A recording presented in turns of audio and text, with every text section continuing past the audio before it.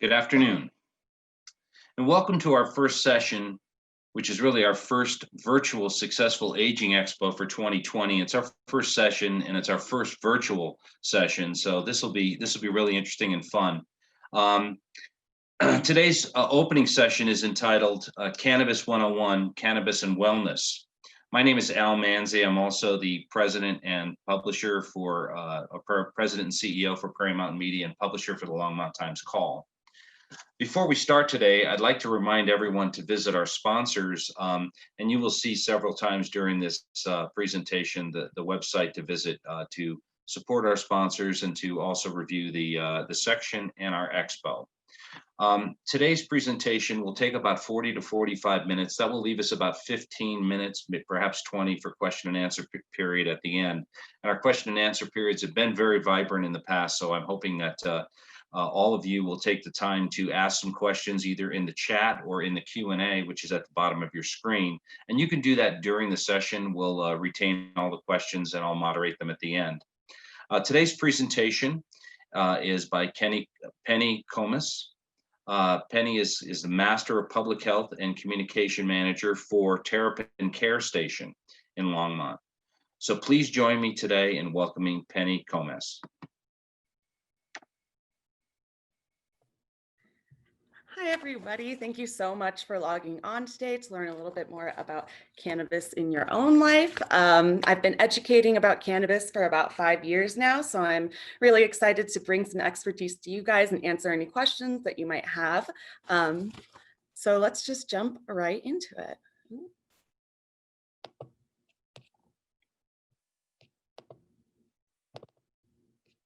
Okay. So yep, like Al just said, I work as a communications manager for Terrapin Care Station. We are a vertically integrated dispensary chain. We have 6 locations throughout the Front Range, so you can definitely find us. And let's jump in. So as Al said, and you may have noticed in my first slide, I do have a master's in public health. When I was studying and even after I studied to get my degree, I got this question a lot. Why do you want to focus on cannabis? And it's a fair question. You know, it's a very stigmatized plant here in America still, even though we are moving towards full legalization. So for me, my journey with cannabis started right before I entered my graduate program. I sustained a really severe injury that has led me to a muscle dysfunction that is never going away. One of my physicians kindly called it a forever problem, which did not make me feel good. My quality of life was very low, and I wasn't able to be as active as I wanted to be because of this muscle dysfunction that was now permanent. Luckily, when I was getting my degree, I moved to Washington, D.C., and they were right at the cusp of their fight for legalization of medical cannabis in Washington, D.C. So I ended up joining the National Organization for the Reform of Marijuana Laws, NORML, as some people call it. And I was there just to advocate for cannabis to be legal because I thought that that was the right thing to do. But as I got to know my peers in that organization, I started hearing a lot of really great testimonials about how cannabis has helped a lot of people with medical issues. I started then medicating with legal cannabis products myself, like CBD tinctures, and I had tremendous success. You know, I was told by physicians that I wasn't going to be able to do the stuff that I used to love to do, and cannabis really gave that back to me. It didn't totally heal my issue, but it does make it a much more livable situation. And as I was in grad school, I was also learning about the issues in America that a lot of people experience with accessing healthcare.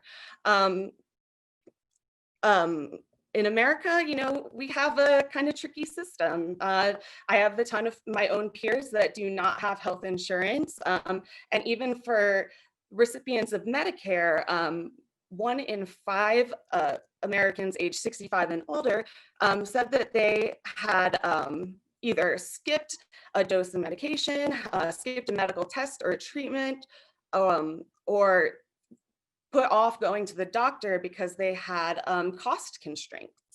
So I will never say that cannabis can heal entirely your symptoms or your illnesses, but I will say that it can help make some conditions more livable. And I think that the access to cannabis in legal states like Colorado, luckily, you know, it's a good thing to kind of hold you over until you can get the correct treatment for any issues that you may be having. So that's really why I am very passionate about the cannabis plant. And that's why I'm so excited to continue educating the public about this. And so I hope you guys learned something today. So I wanted to go over some issues prevalent in the aging population in America, as well as some demographic data. As you can see, I have listed out here the most common chronic illnesses that are experienced by Americans age 65 and older. And I also have a very sad statistic that approximately 80% of older adults do have at least one of these chronic illnesses, and also 77% have two. So, you know, a lot of areas where people might be able to find some relief for some of these issues through cannabis. And so this is some data on the demographics of the aging population in Colorado specifically. You know, the aging population is growing. So the issues navigating Medicare and getting timely treatment might become even more difficult as we go on. As you know, in 2012, there were about 12% of the population, where by 2040, you will almost have, the population will have almost doubled to about 20%. So I think that everybody should be willing to learn about this as just a tool that may be helpful, especially when, you know, the situation about accessing healthcare might not get any better as the years go on. So I just want cannabis to be an option for you if you're experiencing some of these chronic illnesses, because there's a lot of great material about how we can help most of these illnesses listed with cannabis products. So what does the research say on aging and cannabis? As you can see in this first two bullet points, people that utilized medical cannabis saw increases to their quality of life. And I think that that's just really incredible, because even if that is a placebo effect, they feel better. They are telling their physicians that they feel better. So I think that those are important data points to talk about. In the European Journal of Internal Medicine, we also learned that cannabis is a safe and effective treatment for aging populations, especially in regards to chronic pain. And like I said, in my experience, I have also seen the benefits of cannabis on chronic pain. In addition to just what is going on physiologically, senior use has been increasing. So it's a good time to be learning about this stuff. Between 2016 and 2018, the senior use of cannabis rose 75%, and it's only going up, which is really incredible. In addition, almost 50% of Americans 65 and older support at least medical marijuana legalization, and 2/3 of all Americans support legalizing at least medical cannabis. So I think it's going to become a more normal and less stigmatized treatment plan or wellness tool for people as time goes on. All right, so before we get into the meat of this and we can learn how that might help your life, I have a very big caveat. I think that every person that wants to utilize cannabis in their wellness routine should have a conversation with either their physician, a physician that gives medical cards and is knowledgeable about the plant, or a cannabis nurse. So we have tons of options on that front in Colorado, luckily. I have a physician that specifically is for my cannabis needs.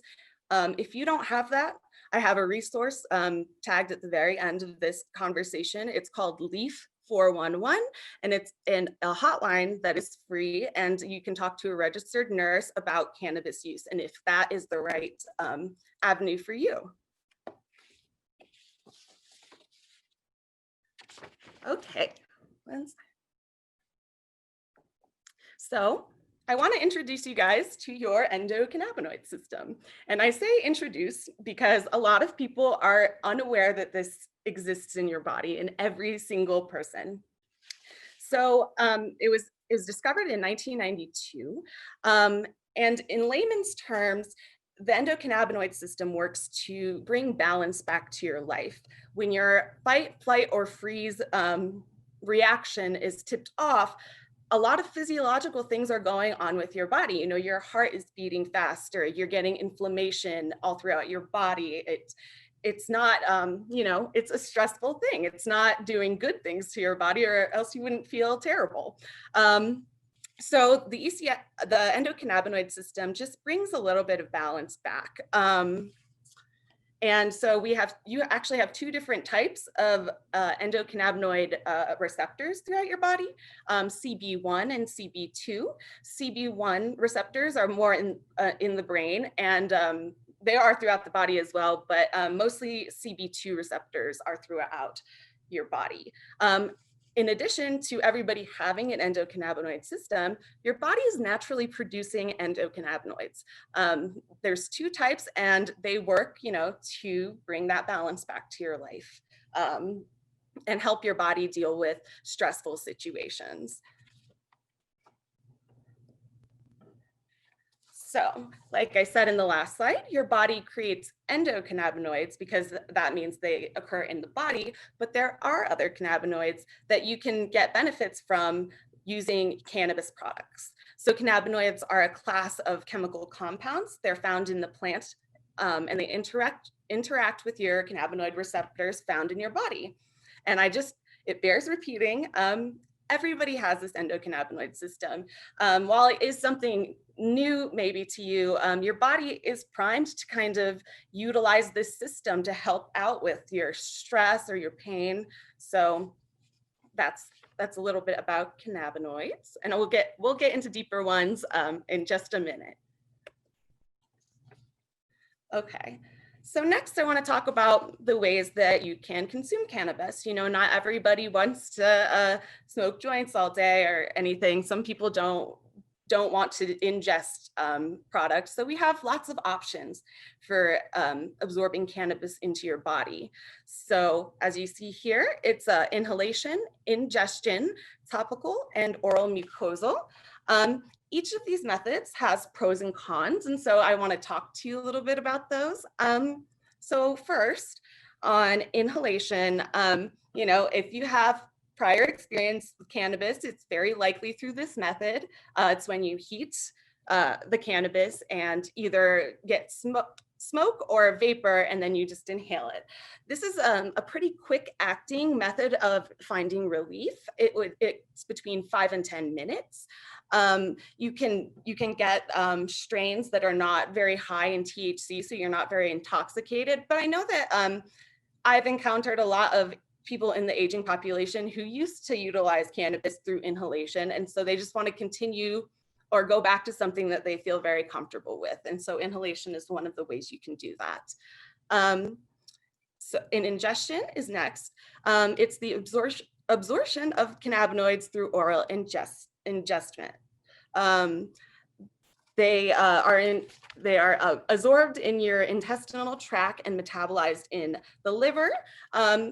This is a good one if you don't want to be smoking, but you want to see the benefits. The difference between this and inhalation is that with inhalation, you'll see onset of intoxication or health benefit within 5 to 10 minutes, where ingestion can take up to 2 hours to provide you relief. So if you're looking for something very, very fast acting, ingestion is probably not the way to do it. But if you just have a chronic issue that you want to have a consistent baseline of cannabinoids to aid, ingestion is a really, really good option.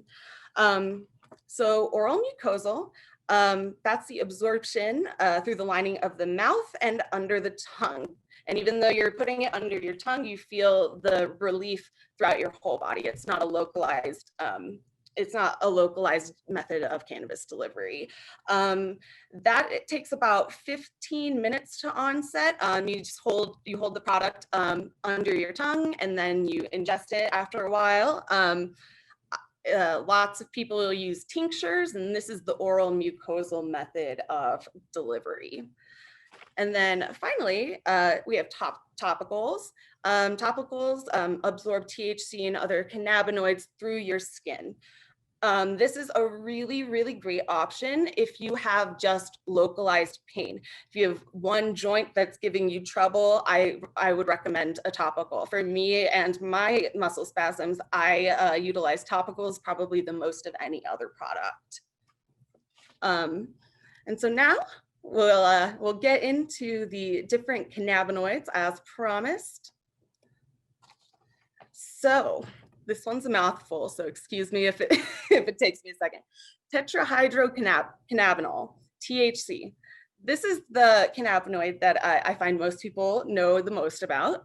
It's the cannabinoid that will give you that intoxicating effect. But that doesn't mean that there are no medical benefits. You know, as you see here, it helps, we've had some studies that show that it helps with pain management, helps with appetite restoration. So particularly in patients who are undergoing chemotherapy, that this is a really helpful tool to get them back eating because you experience so much nausea.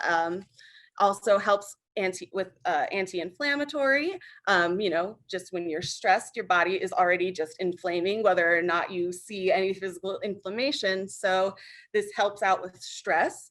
It's also been found to be a really good sleep aid and anticonvulsant. So those are the benefits of THC. However, if you are looking for medical benefit and you don't want to feel intoxicated, you can find products either with very, very low levels of THC, or you can even find products with no THC. That's becoming a little bit more of a market now, as we see this next one, CBD, Cannabidiol. So this is the non-psychoactive compound of cannabis, and it's discovered to have so many different medicinal benefits. You know, as you see here, pain management and opioid alternatives. You know, a lot of people deal with chronic pain and don't necessarily want to take pharmaceutical interventions that take away a different quality of life. You know, for me and my pain management issue, I didn't enjoy any of the pharmaceutical interventions because they affected my ability to stay awake and stay active. So CBD has been a godsend for me. Sorry.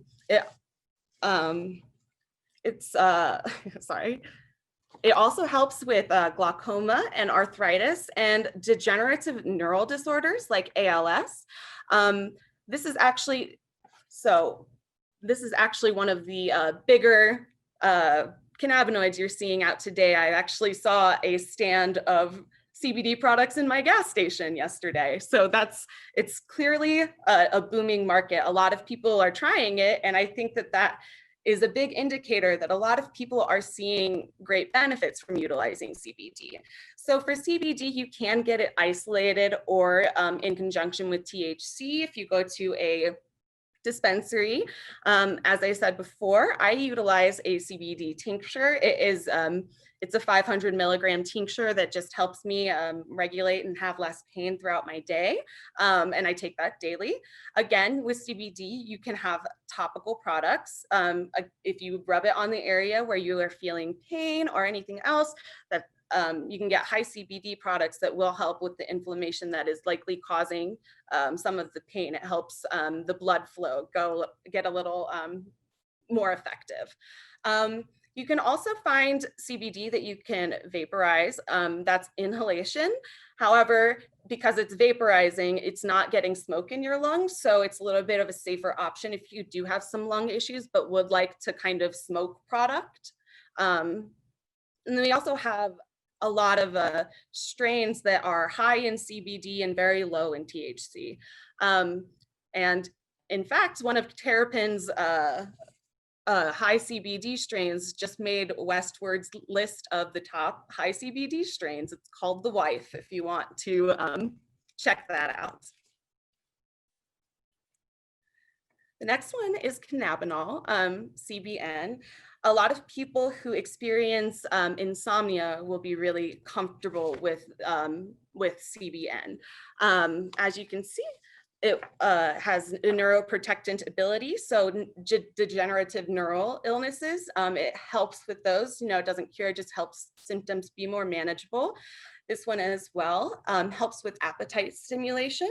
They're finding some antibiotic properties to CBN as well as with sleep aid.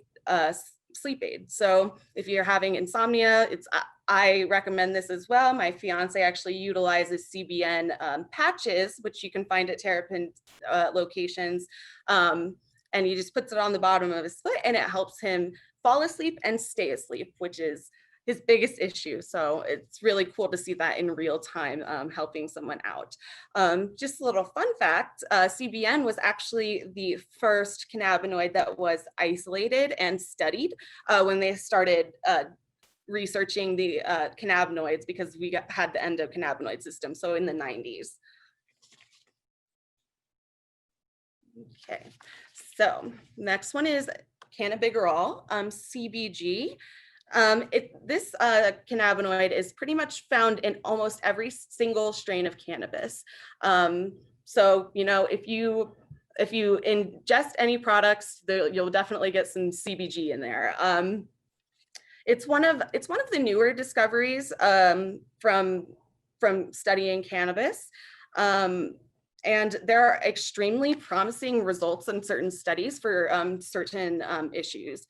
For example, CBG is ideal for glaucoma treatment because we have found that when you ingest CBG, it goes to the receptors that are behind your eyes, and that helps with the pain and the issues associated with glaucoma, which is pretty cool. It also has been found to be pretty effective at bladder spasms. So if you're dealing with incontinence, it could be, it's a good option for that. I know it's not a fun topic to talk about, but it's a good, this might be a good solution. We're also finding that it's has antibacterial properties as well. So it's helping out with MRSA infections, staph infections, really well as far as the studies show now. But as I said, it's a newer cannabinoid, so we might want to wait for more research if you want to utilize it for that specific purpose. As far as CBG products, you can find isolated CBG. You can find it in a form to vaporize and in topical products and capsules. But like I said, most every strain of cannabis has CBG in it. So you will probably see benefits from it, even if you're not necessarily seeking them, which it's never a bad thing to get some relief from symptoms. All right. So next I want to talk about the Entourage Effect. And this is in reference to cannabinoids and products that you might want. The definition here is from Leafly, and when cannabinoids are ingested with other compounds from the cannabis plant, so other cannabinoids, rather than using it in isolation, the theory is by using the whole hemp plant rather than a single cannabinoid, there's a boost in health benefits and the overall effect of cannabinoids. And that kind of makes sense. And luckily, we're in a state where you can get full spectrum cannabinoids in pretty much all of our products. The Entourage Effect mostly indicates that you shouldn't necessarily only take things in isolation. I have my isolated CBD tincture, but I also have other methods of ingesting cannabinoids that help it uptake, and it connects with your system a little bit better. You see much more of a result as far as alleviation of symptoms. So that's what the Entourage Effect is. And something that is associated to the entourage effect that I think is a very important note for people who might be wanting to incorporate cannabinoids into your wellness routine. I recommend buying products from a dispensary rather than, the gas station CBD I saw, or, even grocery stores. Because if you go to a dispensary, we are a highly regulated industry. And that's the only way to really know that the product you're ingesting has the cannabinoids that are on the label. I use this example a lot. One time I was in pretty bad pain and I just went and picked up some CBD tincture from a little shop that said that they had it. And it made me very, very sleepy, but it didn't help with my muscle spasms or the medical things that I was seeking relief for. And I tried to look up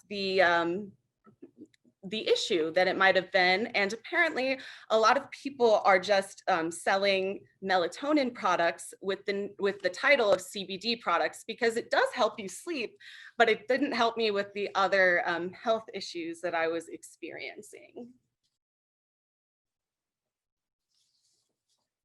All right, and so on that note, I just kind of wanted to tell you guys a little bit about Terrapin. Like I said, we are a vertically integrated dispensary chain, which means that we create our own products and then we get to sell our own products. We do have other vendors as well, especially for the medical benefit stuff. But we have one location in Longmont, we have two in Boulder, and two in Aurora. All right, well, I wrapped up a little quickly. So actually on this note, it's important for me to mention, you can get 10% off at Terrapin for a senior discount all day, every day. Some benefits that have come from the terrible pandemic is we now have really safe options for people to access cannabis. We have curbside pickup and online ordering. So you don't even need to enter a facility in some of our facilities to get your product. So as far as remaining safe with the pandemic as well, I think that Terrapin is really, really doing our best to ensure that when people access care, they're not putting themselves or our employees in danger. So definitely recommend checking us out. No bias. All right, so I wanted to give my contact information here because, like I said, I have been educating about cannabis for several years now. It's one of my favorite things to discuss. Any questions about, the big wide world of cannabis, I would love to help out with. If I can't find an answer, I will always find somebody who can answer your questions. That was awesome. That was awesome, Penny. I'm sure as we move forward that we will have some questions from the audience today.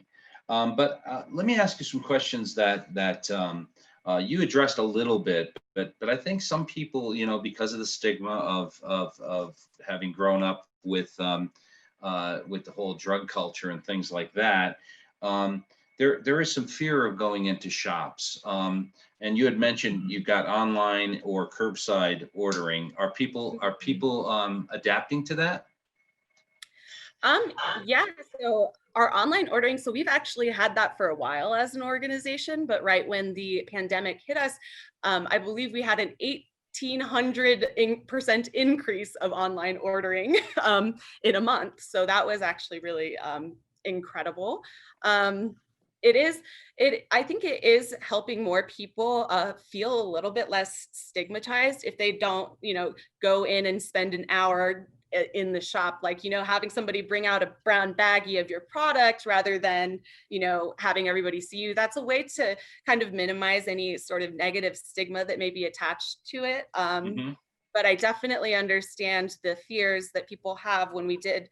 I mean, even I grew up with the DARE program, the Just Say No, but once I started doing research and looking at all of the great things that medical marijuana can do for people, that alone, I think tends to help people overcome stigma is if you have a personal success story, if your friend has a personal success story with cannabis, I find that those personal interactions really, really help lift the stigma. Excellent, thank you. There's a question from the audience. Craig asks, are there full spectrum products that are not too high in THC? Yes, there are a lot of them. So full spectrum CBD tinctures in particular would be a really good way to go if you don't want the THC effect. Because because those actually full spectrum CBD products are legal in every state because they have such a low level of THC. I think it's 0.03% is the cutoff for hemp products. So if you find a full spectrum hemp tincture, it will be not intoxicating in the slightest.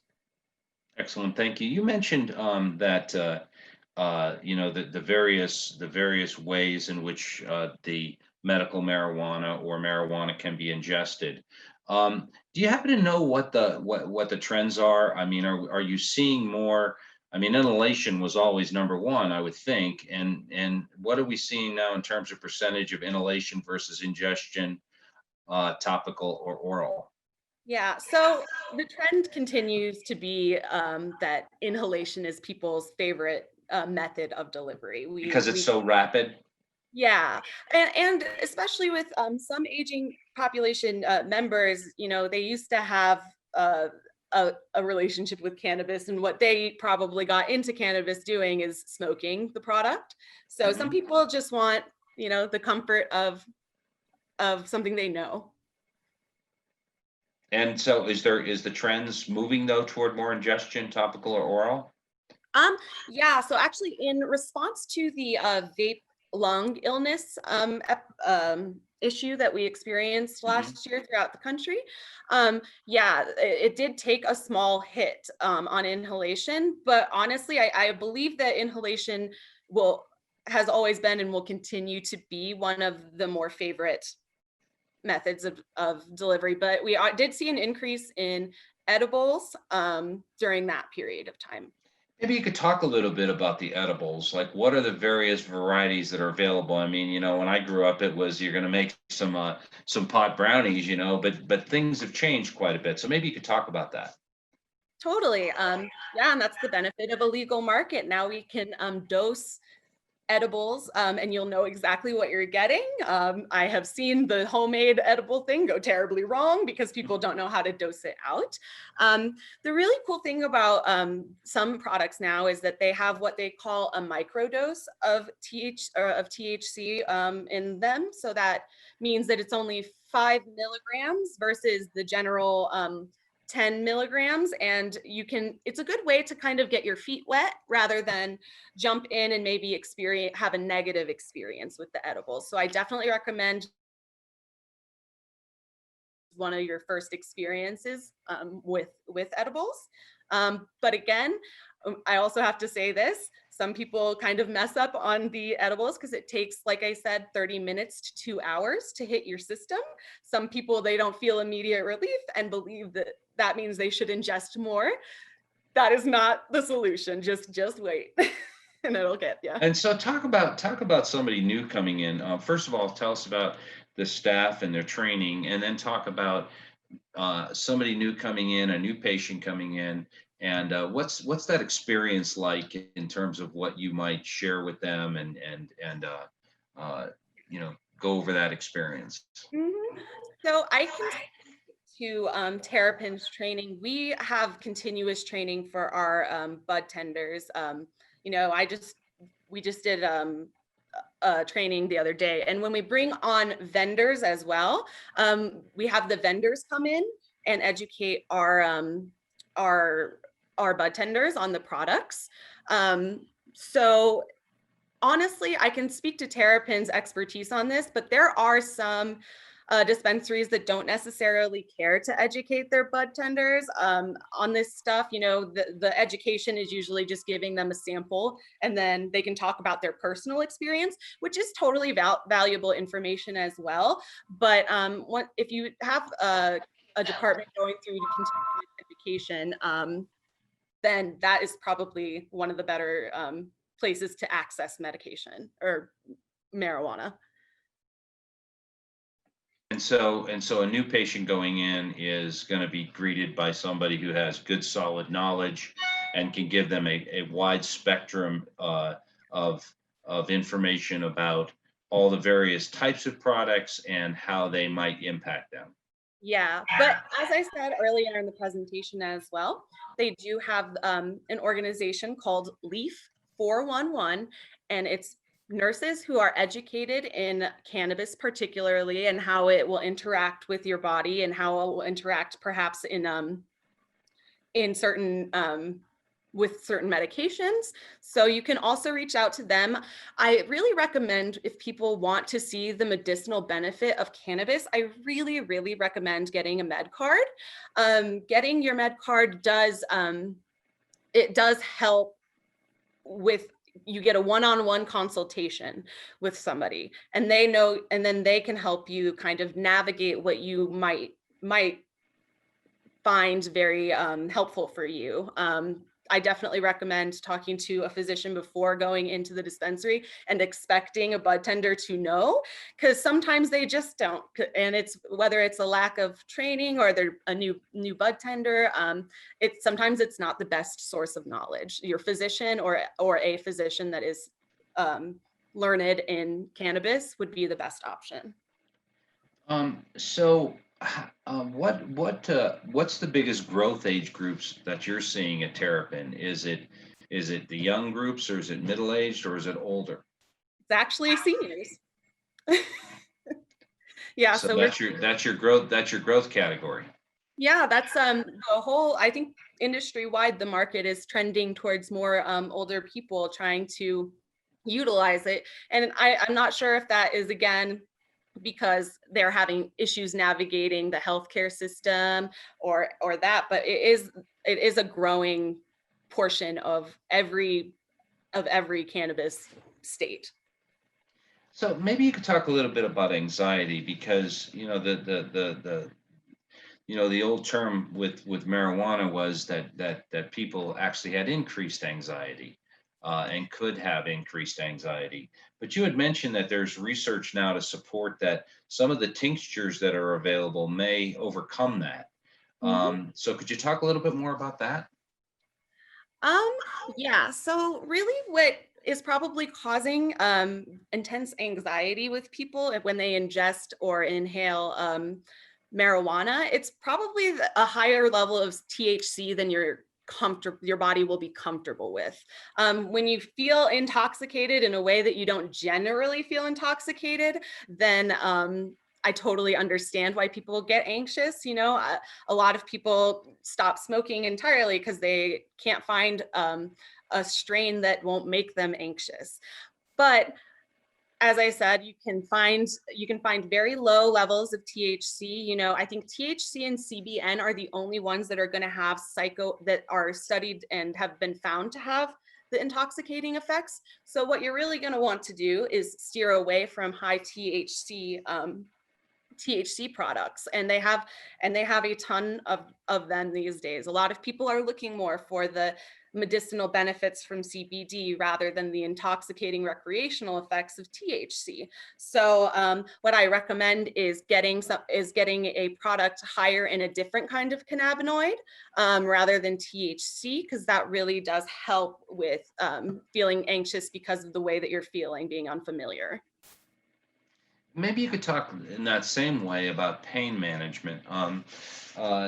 Some people report significant pain reduction, others don't report any reduction in pain. What's the latest information on pain management with both THC loaded products and CBD, the CBD strains? As far as like pain management goes, You know, in America, we still have these barriers to really studying these things and getting into the meat of it. But we have found some other data that indicates that pain management is being utilized. So in states where they have legal cannabis and people are ingesting it, you actually find that there's a lower prescription rate of opiates and opioids. Even in neighboring states, there are less of those prescriptions. So whether or not it is helpful is kind of like, I don't know. To me, it's a little bit of a no-brainer that it's helping people because it's helping them go from these medications that have sort of very negative effects and moving them towards cannabis. As far as the research on why it's helping with pain, like I said, you have you have endocannabinoid receptors all throughout your body, and especially with localized pain, like joint pain or arthritis, if you put a topical on it and it absorbs right into the area where you are feeling pain, it does connect to receptors and it does help out a lot of people. That's also one of the growing products as far as people trying to find medicinal benefits. Like I said earlier, I have personally found that CBD, my topical also is a CBD isolate, but it helps me so much to just get through my day, which at one point was impossible. So That's interesting. We have a question also from Craig. It says, my wife's employer performs random drug tests. If she only consumed CBD products and got tested, would she likely get a positive result, or are the tests only looking for high levels of THC? So actually with drug testing, what they're not testing really the level, it's just it pings for THC or it doesn't. So it doesn't even matter if it's a very low ratio, it still might get pinged as THC in the system. However, they do have CBD isolate. So what you would want to move away from that full spectrum product, because that might still have THC enough to the point of getting a failed drug test. I recommend definitely just getting an isolated cannabinoid, especially if you're using it for pain, CBD isolate. And if you're using it for a muscle issue, the dosage that you would like to probably get is a 500 milligram tincture of CBD. And if for neurological degenerative illnesses, it's actually 1,000 milligrams of CBD and higher are helpful with those. Outstanding. So let's just wait a minute and see if we get any more questions from our audience today. But Penny, your information was outstanding. Was very helpful. I know for people who have a lot of questions just about understanding how to go into a dispensary, and your organization clearly is one of the leaders in the community, so we couldn't thank you enough. There are no more questions at this point, so I'm going to end a little bit early today, which is unusual, but we'll end a little bit early. And again, thank you so much for your outstanding presentation, and people can get in contact with you. I assume that we have ability to put up your contact information in case anybody wants to ask private questions of you. Yeah. But Matt, I don't know if that's possible, but if we can, that would be great. Yeah, you can send them to my personal email, and we also have a customer care section on the Terrapin website. So terrapincarestation.com, you can find customer care, and you can send an email out to our customer care manager, who will send it over to me. Outstanding. Again, Penny, thank you so much for an outstanding presentation and Q&A session. Thank you, everyone. Thank you, everyone, for joining us today, and hopefully we'll see you tomorrow. Thank you.